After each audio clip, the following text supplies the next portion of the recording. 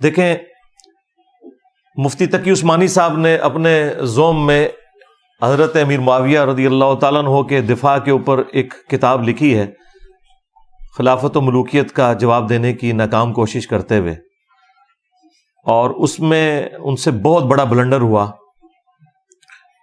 انہوں نے یہ دعویٰ کیا کہ یہ جو کہا جاتا ہے کہ بنو امیہ کے دور میں ممبروں سے حضرت علی پہ سب و شتم ہوتا تھا، یہ بالکل غلط بات ہے۔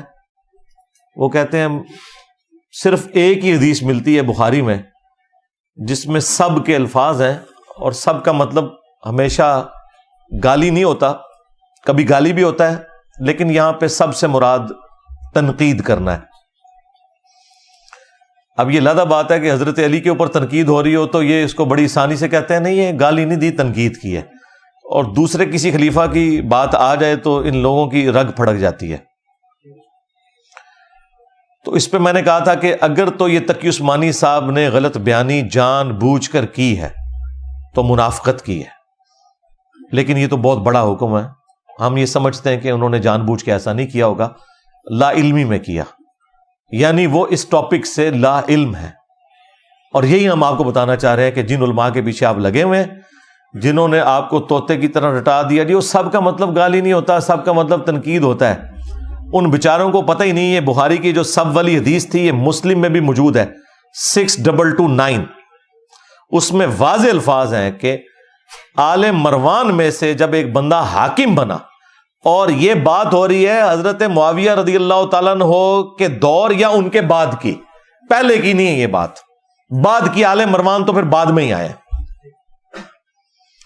یعنی وہ جو کہتے تھے صلح حسن ہوئی تھی، صلح حسن کے بعد یہ ہوا تھا، کس طریقے سے اس صلح کے ساتھ یہ ظلم کیا گیا۔ تو مسلم شریف کے الفاظ ہیں سہل ابن سعد السعدی کو بلایا گیا اور کہا گیا کہ آپ ممبر پر چڑھ کر حضرت علی کے اوپر لعنت کریں، نعوذ باللہ، لعنت کے الفاظ ہیں، اگر یہ نہیں کہہ سکتے تو کہو لعن اللہ ابو تراب، ابو تراب مٹی والے پر لعنت، نعوذ باللہ۔ اچھا، اور ممبر پر، اب بخاری میں تو سب کے لفظ تھے، مسلم نے اس کے کھول کے بیان کر دیا، میری ویڈیوز نہیں دیکھی تھی امام مسلم نے، انہوں نے جو صحیح بات تھی وہ امت تک پہنچا دی۔ اب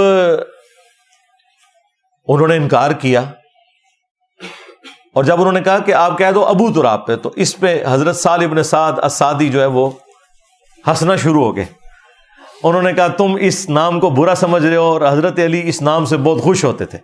بنو امیہ کے لوگ حضرت علی کو ابو تراب کہتے تھے حقارت کی وجہ سے، مٹی والا، جبکہ یہ نام خود رسول اللہ نے رکھا ہوا تھا ان کا، اور حضرت علی نے اپنی کنیت ہی بدل لی تھی، آپ کی کنیت تھی ابو الحسن، لیکن آپ کہتے تھے مجھے ابو تراب کہا کرو چونکہ نبی الاسلام نے مجھے ابو تراب کہا ہے۔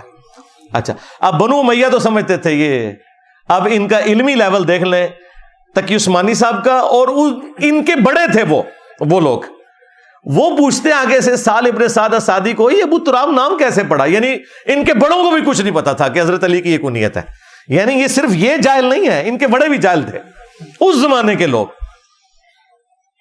تو حضرت سہل ابن سعد السعدی نے کہا کہ میں تمہیں بتاتا ہوں، اصل میں ہوا یوں کہ میاں بیوی ہونے کے ناطے ایک دفعہ حضرت علی اور سیدہ فاطمہ علیہم السلام کا آپس میں جھگڑا ہو گیا، حضرت علی ناراض ہو کے گھر سے نکل گئے، جو میں اکثر کہتا ہوں کہ شریف شوہر وہی ہے کہ جب بیوی سے جھگڑا ہو تو خود نکل جائیں، ہاں اسی طریقے سے ہی آپ اپنے معاملات کو اچھا لے کے چل سکتے ہیں۔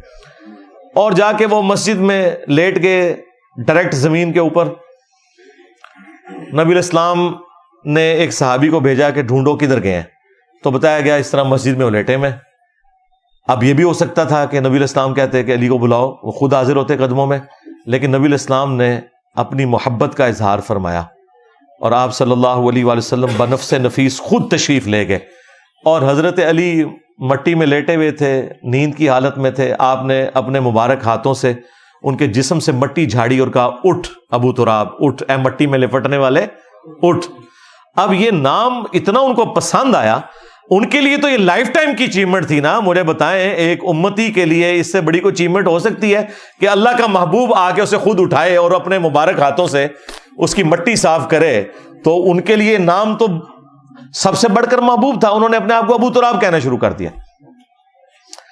تو یعنی بنو امیہ جس نام کو بگاڑتے تھے وہ حضرت علی کی خوشی کا نام تھا، اور وہ اپنے زوم میں یہ سمجھتے تھے کہ ہم اس کو بگاڑ رہے ہیں. علی وہ اس لیے نہیں کہتے تھے کہ علی کا تو مطلب ہے اونچی شان والا، یہ تو اللہ کا بھی نام ہے، وَهُوَ الْعَلِيُّ الْعَظِيمُ، لیکن وہ العلی، یہ صرف علی. تو حضرت سہل ابن سعد السعدی نے ابو تراب نام کی حقیقت ان کو بتا دی. بس آپ نے یہ یاد رکھنا ہے کہ جب بنو امیہ ابو تراب کہے تو آپ سمجھ لیں کہ یہ تنقیص کے لیے کہتے ہیں، اور جب بنو امیہ کے لوگ سب کی بات کریں تو اس کا مطلب کیا ہوتا ہے؟ لعن اللہ ابا تراب. صحیح مسلم 6229، یہ غدیر خم کی جو حدیث ہے قرآن اور اہل بیت، جو 4 حدیث ہیں 6225 سے لے کر 6228 تک، اس سے اگلی حدیث یہ ہے. اب ایک اور حدیث ہے بخاری میں، مسلم میں ذرا تفصیل کے ساتھ ہے. بخاری میں صرف اتنا حصہ موجود ہے کہ حضرت سعد ابن ابی وقاص رضی اللہ تعالیٰ عنہ کہتے ہیں کہ میں نے خود نبی علیہ السلام سے یہ بات سنی تھی کہ آپ نے فرمایا علی کی مجھ سے وہی نسبت ہے جو ہارون کی موسیٰ کے ساتھ، مگر میرے بعد کوئی نبی نہیں. یعنی اگر مولا علی امتی نبی نہیں تے غلامت قادیانی دجال تے شیعی کوئی نہیں. ہاں، اگر یہ امتی نبی کا ٹائٹل کسی کو ملنا تھا، اگر ہوتا یہ تو مولا علی کو ملتا، لیکن آپ نے فرمایا میرے بعد کوئی نبی نہیں. بخاری میں اتنا ہی حصہ ہے. مسلم میں یہ اس کا شان ارشاد بھی موجود ہے اس حدیث کا. وہ کہتے ہیں نا جی بتائیں جی کس موقع کے اوپر فرمایا تھا، دسنے تو مسلم شریف میں کہ حضرت معاویہ رضی اللہ تعالیٰ عنہ نے حضرت سعد ابن ابی وقاص کو بلایا، اور مسلم کے الفاظ ہیں 6220 نمبر حدیث، امر معاویہ نے حکم دیا، اور پھر پوچھا کہ تمہیں کون سی چیز منع کرتی ہے کہ تم ابو تراب پر سب نہیں کرتے. ابو تراب کو بھی یاد کر لینا ہے اور سب کو بھی، ہاں بالکل فلنگ دی بلینکس خود کرنا ہے. اچھا اس حدیث میں بعض لوگوں کو نا وہم ہو گیا کہ وہ کام کوئی اور کہا تھا تو انکار کسی اور کام کا کیا. تو میں نے کہا تھا کہ تمہارے جو بڑے ہیں نا ابا جی روحانی ابن تیمیہ منہاج السنہ میں انہوں نے خود لکھا ہے کہ سب کرنے کا کہا تو انکار کیا. مسلم میں صرف اتنے الفاظ تھے، حکم دیا تو انکار کیا، اور پھر پوچھا کہ تمہیں کون سی چیز مانے ہے کہ سب نہیں کرتے. تو ظاہر اسی کا تھا. ابن تیمیہ نے ہمارا مسئلہ حل کر دیا، اس نے خود ہی اس میں لکھ دیا کہ سب کرنے کا کہا. اب اہل حدیث روئیں بیٹھ کے.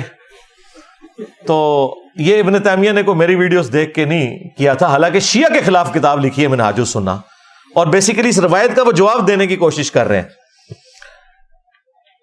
اب حضرت سعد ابن ابی وقاص، اب دیکھ لیں قسمت کی بات ہے، کدھر سعد ابن ابی وقاص اور کدھر ان کا بیٹا وہ مردود عمر ابن سعد. اور اس کے کرتوت حضرت سعد کو اپنی زندگی میں پتہ چل گئے تھے. مسلم شریف میں حدیث ہے، سعد ابن ابی وقاص کا بیٹا عامر بن سعد کہتا ہے کہ میں اپنے باپ کے پاس کھڑا تھا جب وہ اپنے اونٹوں کے پاس تھے اور کھیتی باڑی کر رہے تھے. اتنے میں سامنے سے ایک گھوڑ سوار آیا، تو انہوں نے کہا کہ میں اس گھوڑ سوار کے شر سے اللہ کی پناہ میں آتا ہوں. کہتے ہیں میں نے دیکھا کہ کس کو کہہ رہے ہیں، تو وہ ان کا اپنا بیٹا تھا عمر ابن سعد. ابھی کربلا نہیں ہوئی ہے، ہاں حضرت علی کا دور چل رہا ہے یا حضرت معاویہ کا دور. تو حضرت سعد ابن ابی وقاص اپنے اس بیٹے کے بارے میں کہتے ہیں کہ اے اللہ میں اس کے شر سے تیری پناہ میں آتا ہوں، عمر ابن سعد کے. اور اس نے آتے ہی کہا ابا جی دیکھیں لوگ تو حکومت کے چکر میں ایک دوسرے سے لڑائیاں لڑ رہے ہیں، تو آئیں آپ بھی اس میں شامل ہوں، آپ بھی کوئی حصہ وصول کریں اس میں. ہاں ابا جی تسی بھی اپنا حصہ لو آ کے.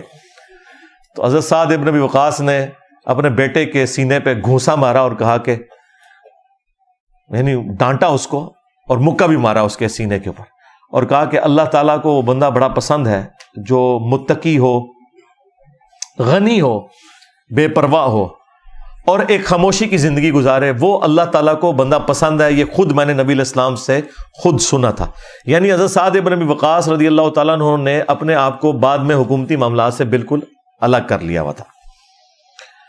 تو اب یہاں پہ مسلم شریف میں 6220 جب حضرت معاویہ نے انہیں حکم دیا، انہوں نے انکار کیا اور کہا کہ آپ کو کون سی چیز منع کرتی ہے تو انہوں نے کہا کہ اے معاویہ، میں نے علی کے بارے میں نبی صلی اللہ علیہ وآلہ وسلم سے 3 باتیں ایسی سنی ہیں کہ مجھے ایک بھی مل جائے تو میرے لیے سرخ اونٹوں سے بہتر ہو. یعنی آج کے دور میں آپ سمجھ لیں لینڈ روور سے، ہاں جی، V8 سے بہتر ہو میرے لیے، ایک بھی مجھے مل جائے.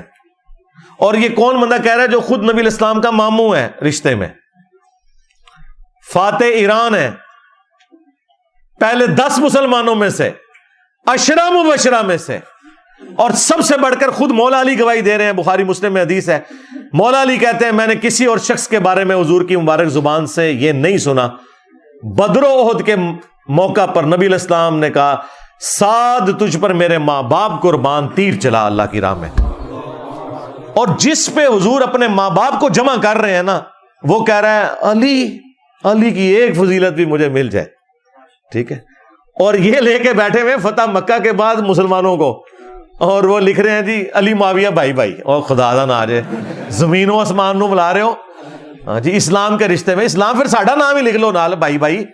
خدا دا نہ آ جائے، کس کو کس سے ملا رہے ہو؟ وہ ٹھیک تھا نعرہ تمہارا، خلافت راشدہ حق 4 یار، بالکل.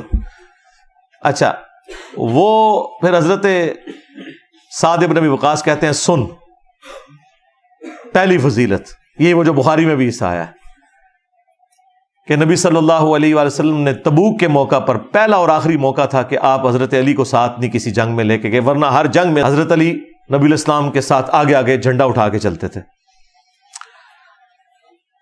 تو یہ پہلا اور آخری موقع تھا. حضرت علی کو مدینہ شریف چھوڑا تو آپ رو پڑے. تو نبی علیہ السلام نے فرمایا کہ اے علی، کیا تو اس بات پہ راضی نہیں؟ تیری میرے ساتھ وہی نسبت ہے جو ہارون کی موسیٰ کے ساتھ، مگر میرے بعد کوئی نبی نہیں. یعنی جس طرح موسیٰ علیہ السلام کو طور پر گئے تھے، ہارون علیہ السلام کو اپنی جگہ چھوڑ کر گئے تھے. اس سے کوئی خلافت نہیں ثابت ہوتی، کیونکہ اگر آپ ثابت کریں گے تو حضرت ہارون جو ہیں وہ حضرت موسیٰ سے پہلے فوت ہو گئے تھے. ان کے خلیفہ جوشوا بنے تھے، یوشع ابن نون. نبی علیہ السلام کا جو خلیفہ اور وصی ہے وہ قرآن ہے. تو نبی علیہ السلام نے یہ فرمایا، کتنی بڑی تسلی دی، ہارون اور موسیٰ کی نسبت، مگر میرے بعد کوئی نبی نہیں. اور دوسرا، غزوہ خیبر کے موقع پر نبی علیہ السلام نے فرمایا کل میں اس شخص کے ہاتھ میں جھنڈا دوں گا جو اللہ اور اس کے رسول سے محبت کرتا ہے، اللہ اور اس کا رسول اس سے محبت کرتے ہیں. یہ اس سے بڑی بات ہے. ہم پوری رات اس شوق میں نہیں سوئے کہ کس کی قسمت میں یہ ہوگا. اور مسلم میں تو الفاظ ہیں، حضرت ابو ہریرہ کہتے ہیں کہ حضرت عمر مجھ سے کہا کرتے تھے کہ یہ پہلا اور آخری موقع تھا کہ مجھے بھی خواہش ہوئی کہ یہ جھنڈا مجھے مل جائے. صبح نبی علیہ السلام نے کہا علی کی طرح بلاؤ. ان کو آشوب چشم تھا، آپ نے اپنا لعاب دہن لگایا، شفا ہو گئی، اپنے مبارک ہاتھوں سے زرہ باندھی اور کہا کہ اے علی، جب جنگ کے لیے جانا تو ان کو پہلے دعوت دینا. اگر تیری وجہ سے کسی ایک بندے کو بھی ہدایت مل گئی تو تیرے لیے سرخ اونٹوں سے بہتر ہے. میدان جنگ میں بھی یعنی دعوت والا معاملہ. اور پھر اللہ تعالیٰ نے فتح دے دی. اچھا، اب یہاں سے وہ کہتے ہیں جی وہ نبی علیہ السلام نے حضرت علی سے مدد مانگی. مدد کہاں سے مانگی ہوئی؟ حضرت علی کی تو آنکھیں نہیں کھل رہی تھی، حضور نے ان کی مدد کی، آشوب چشم دور کیا اور اس کے بعد ڈیوٹی لگائی. تو اس طریقے سے حضرت علی کو شان کو بیان کرنا کہ نبی علیہ السلام کو ان کا کوئی محتاج بتانا، یہ صراحتاً گستاخی والا معاملہ ہے. اور تیسرا موقع سن، جب نجران کے کرسچنز کے ساتھ نبی علیہ السلام کی ڈیبیٹ ہوئی، الٹیمیٹلی قرآن میں سورہ آل عمران میں حکم نازل ہوا کہ اب ان کے ساتھ آپ مباہلے والا معاملہ کریں. سورہ آل عمران کی آیت نمبر 61 نازل ہوئی. تو نبی علیہ السلام نے حضرت علی، حسن، حسین، فاطمہ علیہ السلام اجمعین کو لیا اور کہا اے اللہ، اللہم ہاؤلائی اہل بیتی، یہ میرے اہل بیت ہیں. نبی علیہ السلام نے، حالانکہ اس میں کیا حکم تھا، ندعو ابناءنا و ابناءکم و نساءنا و نساءکم، اپنے بیٹوں کو لے آؤ، ہم بھی اپنے بیٹوں کو لے آتے ہیں، تم بھی اپنی عورتوں کو لے آؤ، ہم بھی اپنی عورتوں کو لے آتے ہیں. نبی علیہ السلام کی 9 بیویاں تھیں، کسی کو ساتھ نہیں لے کے گئے، فاطمہ کو لے کے گئے. اب یہ اسپیشل پروٹوکول ہے. یہ جو لوگ کہتے ہیں نا جی یہ پنجتن پاک جو ہیں یہ اعزازی اہل بیت ہے، نہ سرکار، امہات المومنین اعزازی اہل بیت ہیں، یہ حقیقی اہل بیت ہیں، وہ بھی حقیقی ہیں. یہ میں حقیقی وہ والی ٹرم نہیں جو رافضی استعمال کرتے ہیں, نہ میں وہ والی. میں آپ کو بتانا چاہ رہا ہوں کہ اس کے پیچھے کیا ہے, کیونکہ غدیر خم کی حدیث میں ہے کہ زید ابن ارقم کہتے ہیں کہ نبی علیہ السلام کے اہل بیت وہ ہیں جن سے آپ کا دودھ اور خون کا رشتہ ہے. اور پھر وہ ساتھ کہتے ہیں کہ بیوی صرف اتنی دیر اہل بیت ہوتی ہے جتنی دیر خاوند کے عقد میں رہے, جب اسے وہ طلاق دے دے تو بیوی اپنے باپ کے پاس لوٹ جاتی ہے. اور یہ بات انہوں نے اس وقت کی جب لوگوں نے پوچھا کہ آپ یہ غدیر خم کی ہمیں حدیث سنا رہے ہیں قرآن اور اہل بیت, تو یہاں اہل بیت کون ہے؟ تو انہوں نے کہا اس سے مراد ہے آل علی, آل عقیل, آل جعفر, آل عباس. تو یہ یاد رکھیے گا, حضرت علی, فاطمہ, حسن و حسین سے حضور کا رشتہ ٹوٹ ہی نہیں سکتا تھا کیونکہ وہ خونی رشتہ تھا. بیویوں سے آپ کا رشتہ ٹوٹ بھی سکتا تھا, الحمدللہ نہیں ٹوٹا. ہاں, دنیا اور آخرت میں وہ ہماری مائیں اور نبی الاسلام کی بیوی ہیں. لیکن یہ صحابی نے جو بات کی ہے بتانے کے لیے کہ حقیقی اہل بیت وہ ہوتے ہیں جن سے آپ کا خون کا رشتہ ہوتا ہے, اور بیوی سے جو آپ کا رشتہ ہوتا ہے وہ خون کا نہیں ہوتا, وہ اعزازی رشتہ ہوتا ہے, اس کی وجہ سے وہ بھی اہل بیت ہوتے ہیں. ٹھیک ہے, تو اب یہ میں چیزیں ساتھ اس لیے کلیئر کر رہا ہوں تاکہ آپ کو یہ بات سمجھ آئے کہ آپ نے افراط و تفریط سے بچنا ہے. تو اہل بیت والے معاملے میں نبی علیہ السلام نے حسن و حسین, سیدہ فاطمہ اور حضرت علی کو اپنے ساتھ لے کے آئے اور کہا اے اللہ یہ میرے اہل بیت ہیں. یہ فضیلت سنائی. مسلم شریف میں تو حدیث ختم ہو جاتی ہے. یہی حدیث 100% اسی سند کے ساتھ امام نسائی نے اپنی کتاب سنن نسائی الکبریٰ میں لی ہے. اس کا الگ سے چیپٹر چھپ چکا ہے, خصائص علی. وہ ہمارے جیلم شہر سے ہی شیخ زبیر صاحب کے اسٹوڈنٹ غلام مصطفیٰ ظہیر صاحب امن پوری حفظہ اللہ تعالی, ہم تو احترام سے ان کا نام لیں گے, تو انہوں نے اس پہ تحکیم لگائی ہوئی ہے. اس میں آگے الفاظ ہیں, تحکیم کی تو ضرورت نہیں, اس کی سند بھی مسلم شریف والی ہے. اس میں آگے الفاظ ہیں کہ سعد ابن ابی وقاص کا بیٹا کہتا ہے پھر حضرت معاویہ جتنے دن مدینہ شریف رہے حضرت علی کی تنقیص کا ایک جملہ بھی اپنی زبان سے نہیں نکالا, کیونکہ میرے باپ نے جس طریقے سے ان کو ٹریٹ کیا تھا. اب اس نے امام نووی کا بھی پول کھول دیا. امام نووی نے مسلم شریف کی حدیث کی شرح میں لکھا ہے کہ وہ حضرت معاویہ تو بیسیکلی یہ کہہ رہے تھے کہ یہ لوگ گالیاں دیتے ہیں حضرت علی کو, آپ مجھے حضرت علی کے فضائل سنائیں تاکہ میں لوگوں کو قائل کروں. دیکھو کڈی لمبی جناب دفاع کر دے جے. تو وہ حدیث نے بتا دیا کہ وہ جتنے دن پھر ادھر رہے انہوں نے حضرت علی کے بارے میں کوئی غلط جملہ نہیں بولا. یہ حدیث سنن ابن ماجہ میں بھی اس کا ایک طریق موجود ہے. اس میں چوتھی فضیلت بھی ہے, من کنت مولا فہذا علی مولا, جس کا مولا میں اس کا مولا علی. اور ابن ماجہ میں تو الفاظ ہیں ساتھ غصے میں آگے اور کہا تو اس کے بارے میں بات کرتا ہے. ابھی کہیں گے انجینئر صاحب بھی غصے میں ہے, بھائی اسی طریقے سے بات کی ہوگی نا, طاہر جمیل کے سٹائل میں تو غصے میں نہیں آئے ہوں گے. اور عربیاں دا غصہ اللہ معافی دے, ایتے پٹھانا نو ویکھیا تسی انج عربی ہون بھی آپس ہی نارمل بھی گفتگو اس طرح کرتے جے, اور عربی جب غصے میں ہو توبہ توبہ, تو اس کے بارے میں بات کرتا ہے جس کے بارے میں یہ فضائل ہیں.